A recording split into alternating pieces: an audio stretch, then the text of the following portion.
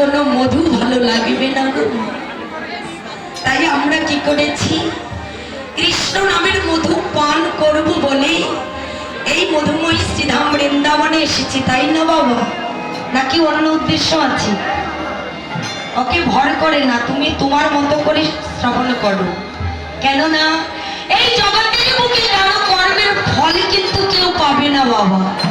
আজ আমার বন্ধু বান্ধব ভাই বোন আত্মীয় স্বজন আছে, কিন্তু যেদিন আমার দেহ খাঁচা থেকে প্রাণ পাখি নেবে ফাঁকি, সেদিন ভাই বলো, বন্ধু বলো, স্ত্রী বলো, পুত্র বলো, কন্যা বলো, কেউ কারোর সঙ্গে যাবে না গো বাবা।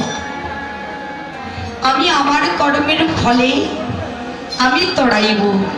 তাই জগতের বুকে এসে আমরা কি করেছি, স্বাধীন মানব জন্ম দেহ পেয়ে সারাটা জন্ম শুধু আমার ঘর, আমার সংসার, আমার স্বামী, আমার পুত্র, আবার আমার করে করে সারাটা জন্ম চলে গেল গো মা। কিন্তু কেউ আমার তো হলো না। এই জগতের বুকে আমার বলতে কি, আমার বলতে কিছু নেই গো মা। ভাবছ সে চলবে কিসে, তুমি ভাববার কে? যার ভাবনা সেই ভেবেছি, তুমি ভাবো তারেনি। তাই গৌর প্রীতি প্রেমানন্দে হরি হরি। তাই আমরা কি করেছি, কৃষ্ণ ভজিবার করে সংসারে আইনু, মিছে মায়ায় বদ্ধ হয়ে বৃক্ষ সম হলো।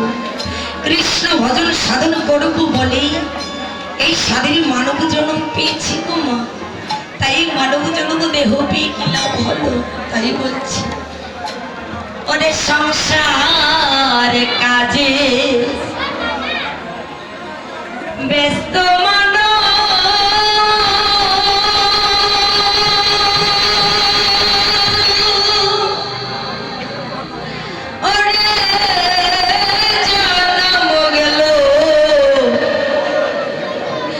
সাদের জন্ম গেল চলি।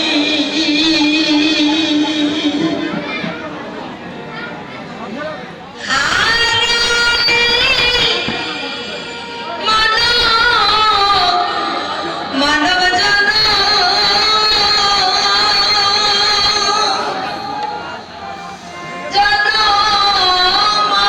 কি ফিরে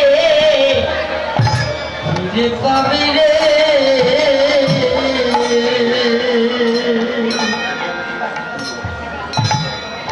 সংসার কাজে ব্যস্ত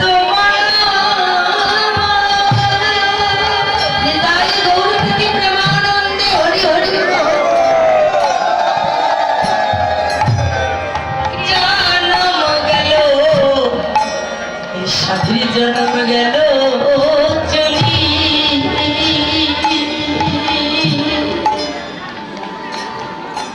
ওরে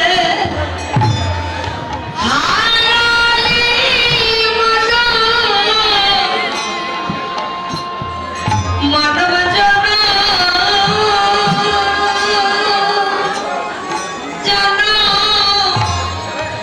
আর কি ফিরে ফিরে পাবি রে?